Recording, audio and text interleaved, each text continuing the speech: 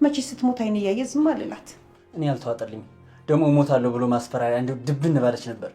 ለማንኛውም ሰውየውን ታገናኘኝና መጀመሪያ እኛ እናውራ ይሻላል። አው ልክ ነህ። መጀመሪያ እኛ እናውራው። በቃ ጥሩ ብዬ እነግራታለሁ። እሺ በቃ እናኔ ደህና ደሪ እኔ ልተኛ ነው። እሺ እንግዲህ ደህና ደሪ።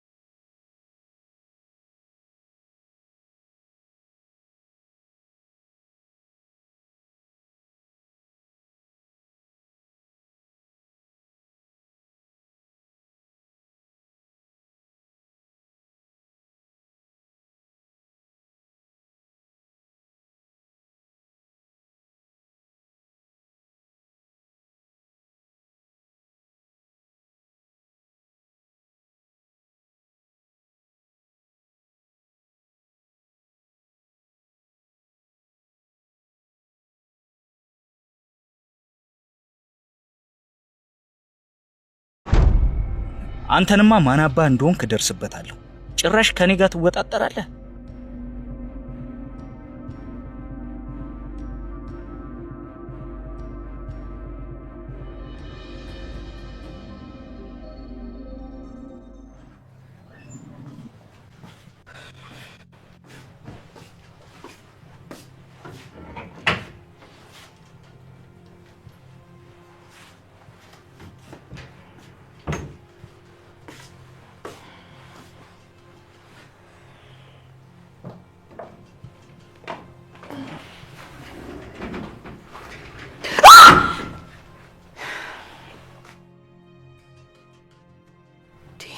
ማመሲ ምን ታደርጊያለሽ? በጣም እኮ ነው ተነገርሽኝ። ታውቁሽ። ሰላም ጤና ይስጥልኝ። ውድና የተከበራችሁ የቻናሌ ቤተሰቦች በያላችሁበት ሰላማችሁ ይብዛልኝ። እንዴት ናችሁ? ደህና ናችሁ? ከኔ ጋር ሁሉ ሰላም እግዚአብሔር ይመስገን። አዱላይ እንግዲህ ወይዘሮ ሄለን ጉድ አደረገች ማለት ነው። እሷን እየተከታተለ የእሷን ገበናዎች ለማውጣት እየጣረ ነበረ። ነገር ግን ደግሞ ከኋላ በመጽሐፍ አንገቱን ማንጀራቱን መታ ጥለዋለች። ከወደቀም በኋላ የራሷ የማደንዘዣ መድኃኒት የምትጠቀመው ነበረ። ለሌሎች ሰዎች አደንዘዛ ራሳቸውን እንዲስቱ የሚያደርግ መድኃኒት አላትና በሱ መድኃኒት አፉን ፈልቅቃ ሰጥተዋለች ማለት ነው። አሁን ላይ አዱናይ ራሱን ማወቅ አይችልም፣ ማንነቱን አያውቅም ማለት ነው። ማለት እንግዲህ ቢያንስ ቤሉንም ማስታወስ ነበረበት። የማስታወስ ችግር ገጥሞታል ማለት ነው። እንግዲህ እሹ ደግሞ ከእናቷን ካዳንላት ልጅ ከጆን ማለት ነው ተጣልታለች ከጆን ጋር ስትጣላም ለመጨረሻ ጊዜ ልትሰናበተው ወጥታ ነበረ። ብትወጣም ግን የሆነ ኪሷ የከተተላት አለ። እሱም የካሜራ ቅጅም ሊሆን ይችላል፣ አይደል? አልታወቀም። ኪሷ ከቶታል ማለት ነው። እሱን ደግሞ እየተከታተሉት ነው ያለው። እየተከታተሉት ስላለ ወይ ደብዳቤ ራሷን እንድትጠብቅ ሊሆን ይችላል፣ ወይም እናይቱ ያለችበትን እንዳሳውቀው ቅጅም ሊሆን ይችላል ማለት ነው የተቀመጠው።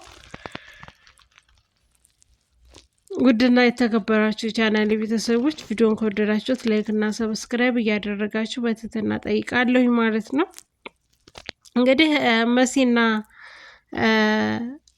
ኑንሻ ደግሞ ያሰቡት እቅድ በጣም ደስ ይላልም ያናድዳልም። ለቤተሰብ ያናድዳል። እነሱ ግን ደስ ይላል ማለት ነው። ምክንያቱም ይህን ተንኮል ያደረጉት አንድ እናትና አባት አልፈቅድ ሲለን የምናደርገው መላ ነውና እሷ ምን አደረገች?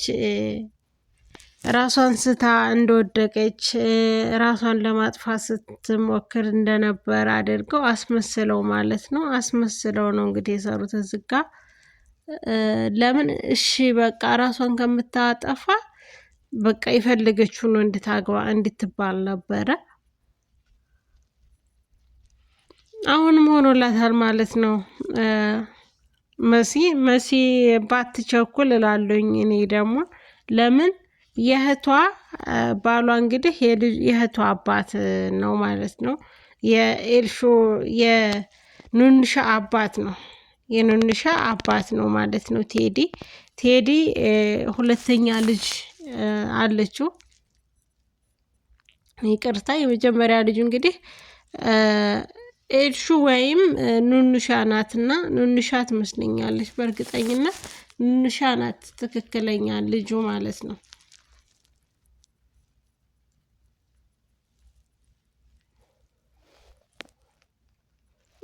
ኑንሻ ኤልሹ ደግሞ እናቷን ፖሊሶች እየፈለጉሽ ነው፣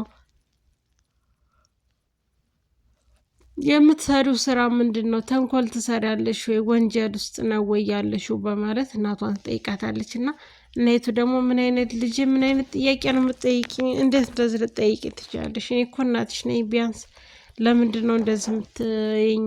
እያለች ትቆጣትና ይልቅ ፖሊሶቹ ለምን እንደመጡ አጣርተሻሉ ስትላት፣ ወይ ምናልባት አንቺ ጠፍተሽ ስለነበረ ወንድሜ ሄዶ አመልክቷል ፖሊስ ጣቢያ ሄዶ አንቺ እንደጠፋሽ ተናግሯልና ለዛም ሊሆን ይችላል። እንዴት ይሄ ሀሳብ አልመጣልኝም? በማለት እያሰበች ትገኛለች ማለት ነው። ኤልሹና እነሄቱ ወይዘሮ ሄለን ማለት ነው።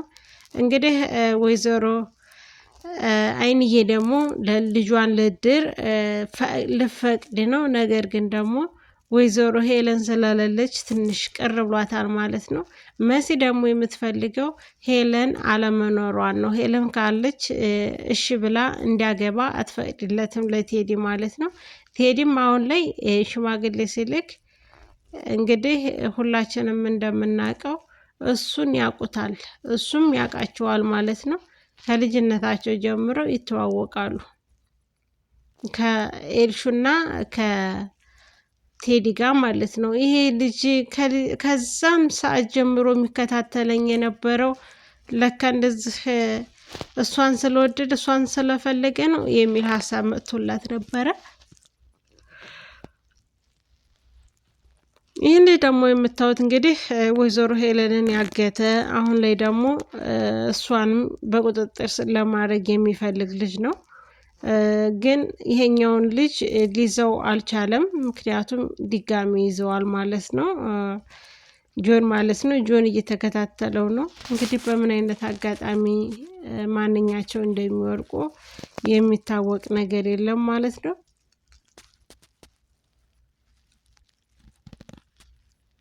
ውድና የተከበራችሁ የቻናሌ ቤተሰቦች ቪዲዮውን ላይክ እና ሰብስክራይብ እያደረጋችሁ ቪዲዮዬን እንድታሳድጉልኝ፣ ሰብስክራይብ ያላደረጋችሁ ሰብስክራይብ እንድታደርጉ ማለት ነው በትህትና የምጠይቃችሁ እና የማሳስባችሁ ማስታወቂያ ቢኖረኝ ይህንን ነው ማለት ነው። መሲ እንግዲህ ደህና ናት፣ አልታመመችም። ግን የታመመች ለማስመሰል የግድ ማስመሰል ስላለባት ከምትወደው ልጅ እንድትዳር የምታደርገው ጥረት ነው እንጂ አላመማትም።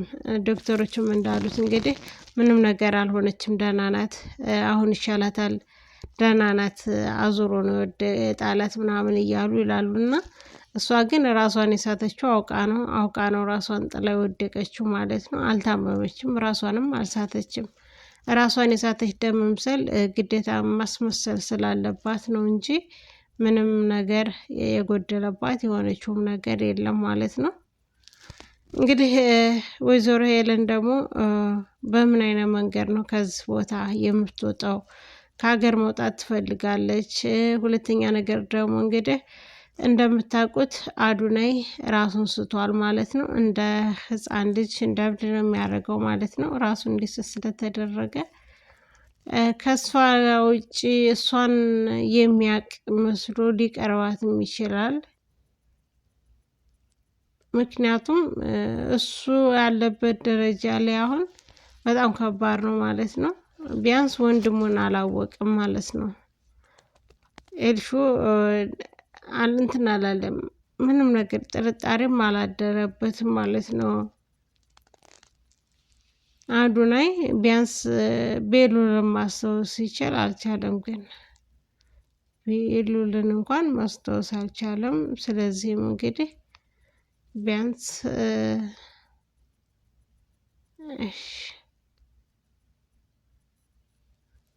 እንግዲህ የማስታወስ እድሉ ቢያገኝ ወይም ወይዘሮ ሄለንን ጨዋ መስሎ ቀርቦ ምንም ነገር እንደማያስታውስ ወይ እናቴ ነሽ ብሎ ቢቀርባት ማለት ነው። ማስመሰል ስላለበት የግዴታ ወይ እናቱ ወይ አክስቴ ወይ እህቴ ብሎ ግዴታ እሷን መቅረብ አለበት ማለት ነው ሉሊትን። እንደዛ ካልሆነ ግን በፍጹም ሊግባቡ አይችሉም ማለት ነው።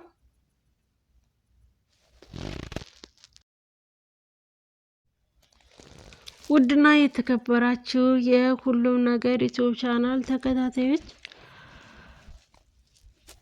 ያላችሁበት ሰላማችሁ በክርስቶስ ይብዛልኝ። ቪዲዮን ላይክ እና ሰብስክራይብ እያደረጋችሁ እንድታበረታቱ በትህትና ጠይቃለሁኝ። የምወዳችሁ የማከብራችሁ የቻናሌ ቤተሰቦች ለምትሰጡኝ ድጋፍና አስተያየት ከእውነቱ ከልብ አመሰግናለሁ። ምስጋናዬ የላቀ ነው። በያላችሁበት ሰላማችሁ ብዝት ይበልልኝ። ወዳችኋለሁ፣ አከብራችኋለሁ። እውነትን ለመናገር እንግዲህ የምታዩት ወንድማችን አቤል ማለት ነው በጣም እሷን ለመከታተል እሷን ለማሳዝ የማያደርገው ጥረት አልነበረም። ነገር ግን ወይዘሮ ሉሊት በደፍተሩ ጠርዝ ማለት ነው ደፍተሩ ትንሽ አይደለም፣ በደፍተር ማንጀራቱን ስትመታው ጥለዋለች ማለት ነው።